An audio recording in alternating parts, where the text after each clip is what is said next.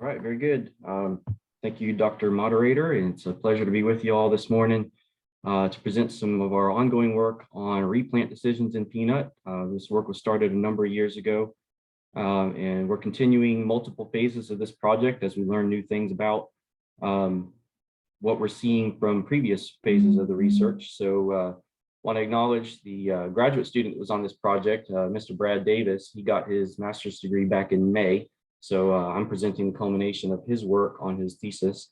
Also want to acknowledge my cooperators, Dr. Kimmerite and Dr. Colrith, for their work on this project as well.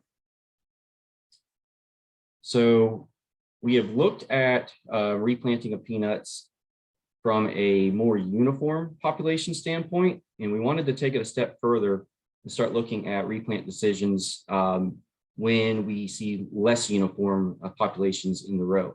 So we know that peanut fields are replanted each year based on a variety of different reasons. Some can be pest incidents. We know that there's diseases that can take out some plants early in the season. Sometimes it's because of poor quality seed being planted, and we just don't get the germination to give us the optimum plant stands that we desire in order to maximize yield. Sometimes it's unfavorable soil conditions, planting too early into cool soil conditions, sometimes planting late into hot and dry soil conditions. We can just end up with poor stands that way. And sometimes it's just the effect of poor timing or incorrect application of chemicals. Dr. Mumford has been recently doing some work with in-furrow applications of fertilizers and shown reductions in plant stands from incorrect usage of non-recommended fertilizer applications in furrow. So it triggers us with the questions of what is the best approach to replant gaps in the field, and what size of gap really necessitates replanting when we do see those situations. So when I'm talking about replanting here, we've already done trials on completely starting over, where we till up the original plant stand and start over from fresh. But what I'm talking about here, some of our previous data said supplemental replanting is really the better way to go. So we're actually leaving the original plant stand in the field, and we're adding additional seed to the field in an adjacent row being planted right next to the original plant stand. So we're in a situation where the plants are growing together, just with different maturities. So highlighting here, these yellow circles are original plants that were planted in the field. And so they already have a head start. If they're a healthy plant, then they're still going to generate yield. But our replants, then highlighted in blue here, are coming along a little bit further behind. They're less mature, so it's going to take a little bit of a different level of management in order to maximize your situation when a replant strategy like this is used. So some materials and methods on this project is located in Tifton, Georgia. We conducted it over 3 years, 2017, 2018, and 2019. Our initial planting dates were always in late April. Then we came in with a replant situation that was approximately 3 weeks apart from the original planting.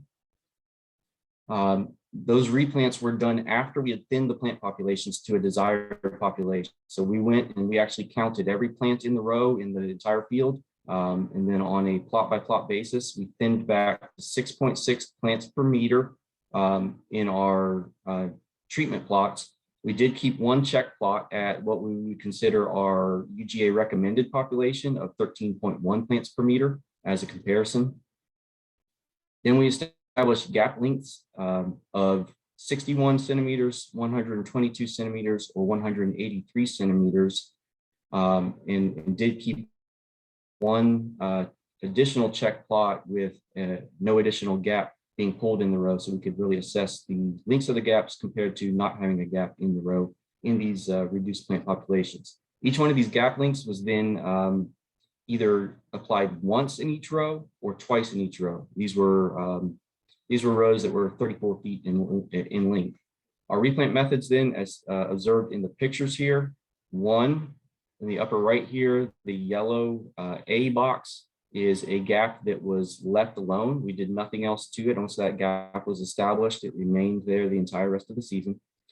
Our B situation here, we had a treatment where those gap lengths were then replanted, but were only replanted within the gap, within the original gap area. So we just took the area where there was no plants in the field and replanted just that segment of row that had a gap.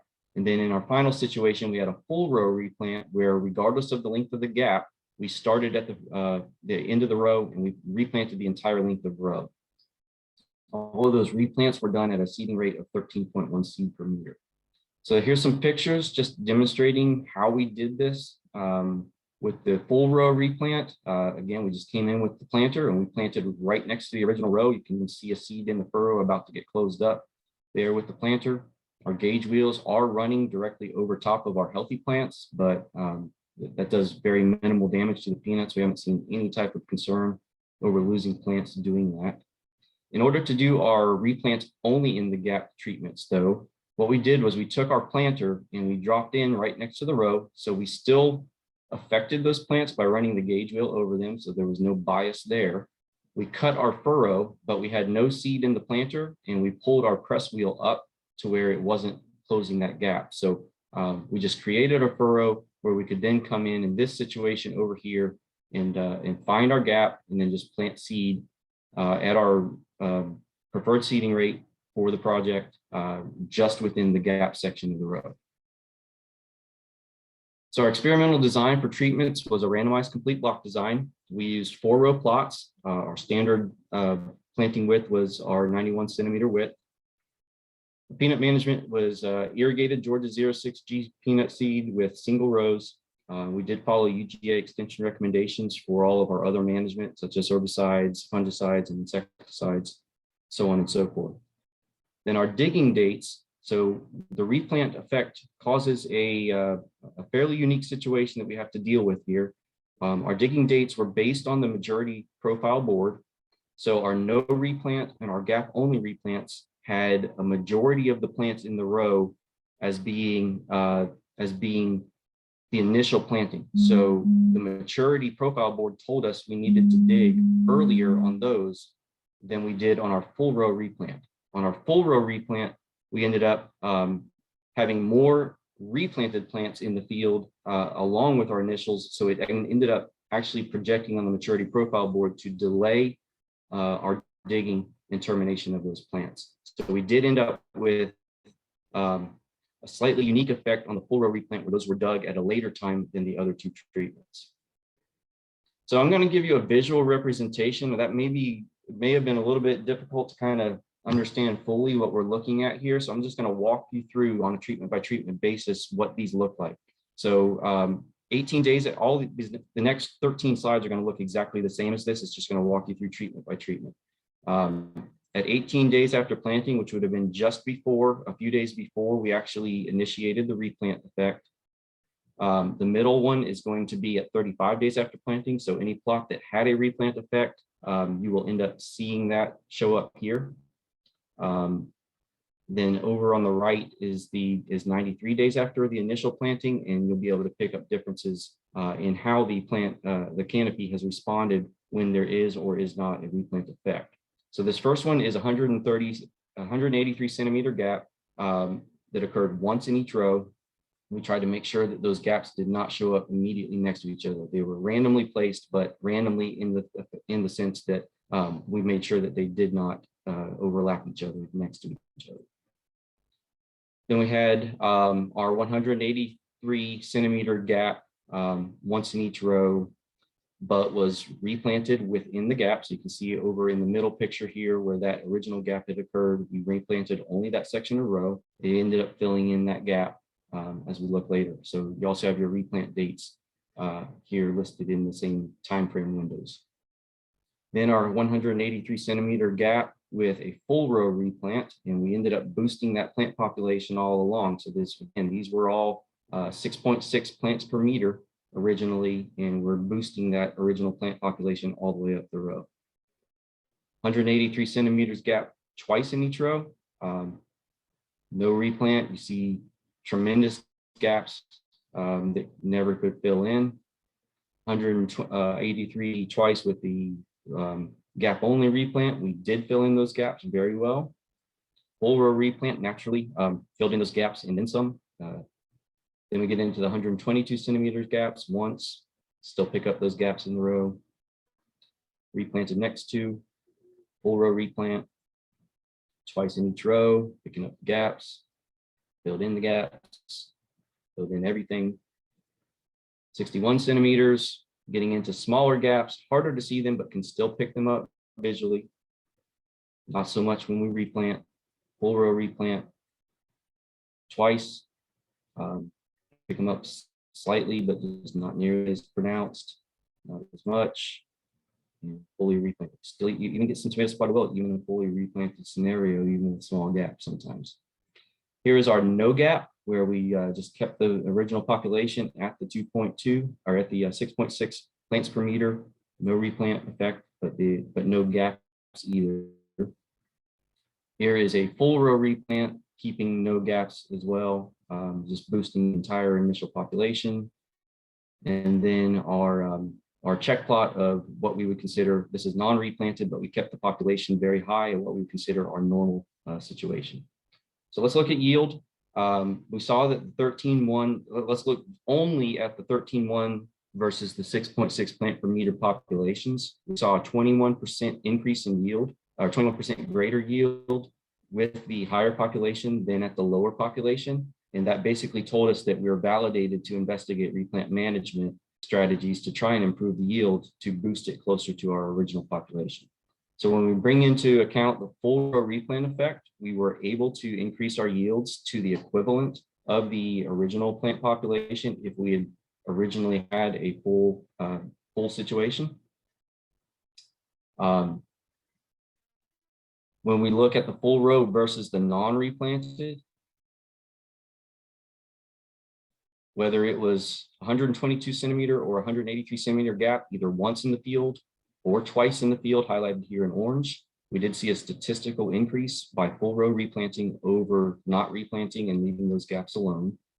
But it brings into question now, do we get benefit from the gap only treatments? So we wanted to remove some variability and only look at these treatment effects together. So we pulled everything else out of the model and only looked at gap only versus non-replanted.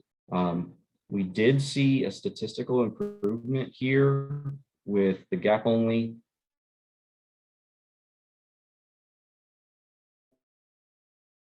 treatment at the 180% of missing row, so it was a lot.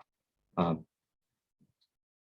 lot of missing row occurred here with 35% of the row missing, but I'll say that we used Tukey's HSD test here, which is a very conservative test, and we didn't pick up many differences in the other treatments, but I am interested in doing this on a pairwise comparison basis by keeping the gap length and gap frequency consistent and only looking at those three replant methods together. I think we might tease a little bit more out and then apply some economics to it. I think we are going to see some more differences. A quick economic difference, I did see we're getting about even at the 122 centimeter gap with the gap only replant. There's about 100 pounds per acre.